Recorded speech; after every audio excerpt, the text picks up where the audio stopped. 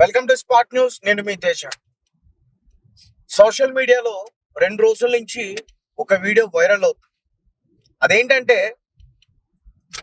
భర్త భార్యని red handed గా పట్టుకున్నాడు తను ప్రేమించిన ప్రియుడితో. పాపం ఆ భర్త చూసిన వెంటనే కింద పడిపోయాడు. ఒకసారి వీడియో మీకు ప్లే చేస్తాను, ఒకసారి వీడియో చూసే ప్రయత్నం చేయండి. దాని తర్వాత దాని గురించి మాట్లాడుకుందాం.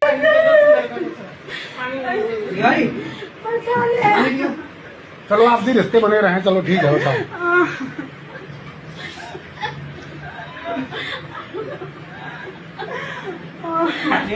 इतनी डोंगी औरत है यार ये तो।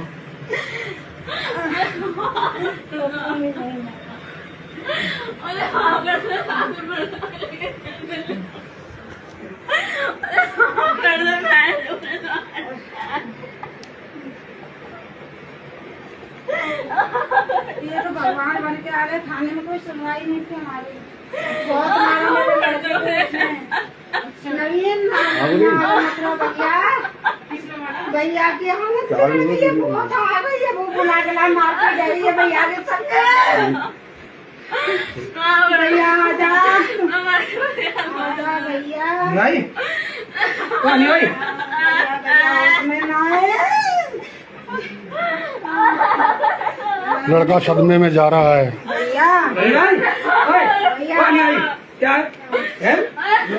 సో గైస్ చూశారు కదా. సో భార్య పైన ఎన్నో ఆశలు పెట్టుకున్నాడు, ఎంతో ఇష్టంతో పెళ్లి చేసుకున్నాడు. కానీ చివరికి ఆమె వాటన్నిటిని కూడా ఆవిరి చేసేసింది.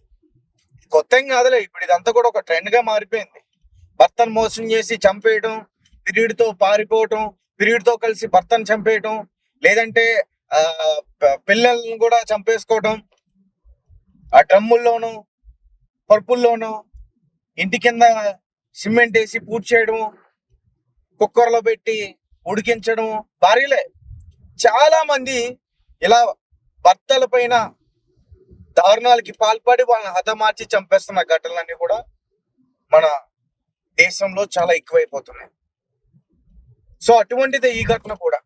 చాలా మంది కూడా కామెంట్స్ చేస్తా ఉన్నారు, ఆ భార్యను అసలు ఏం చేయాలని చెప్పి. ఏం చేస్తారు? వాళ్ళిద్దరికి తెగదెంపులు తీసుకోవడం తప్ప అక్కడ ఇంకేం జరగదు. కోపంతో ఒకరినొకరు చంపుకోవడం తప్ప అక్కడ ఇంకొకటి జరగదు. సో గైస్ చూశారు కదా, ఆ భర్త పాపం ఆ వ్యక్తి ఎంత బాధపడుతున్నాడంటే ఒక్కసారిగా కింద పడిపోయాడు. అతను ఆ షాక్ లో ఉండిపోయాడు. నేను చూస్తుంది నిజంగా నా భార్యనేనా అనే షాక్ లో ఉండిపోయాడు. దాని తర్వాత భార్య ఎంత నటనంటే అతని దగ్గరకు వచ్చి అతన్ని ఓదార్చే ప్రయత్నం చేస్తుంది. అప్పటికి కూడా అతను ఇంకా కోలుకోలేకపోయాడు. మీరేమంటారు? మీ కామెంట్స్ ఏంటి? ఇలాంటి మహిళల్ని అసలు ఏం చేయాలంటారు? సమాజంలో ఇలాంటి మహిళలు ఉండడం వల్ల చాలా చాలా ప్రమాదకరం. ఈ కామెంట్స్ ఏంటి మాకు కింద ఖచ్చితంగా తెలియపరచండి. Thank you for watching.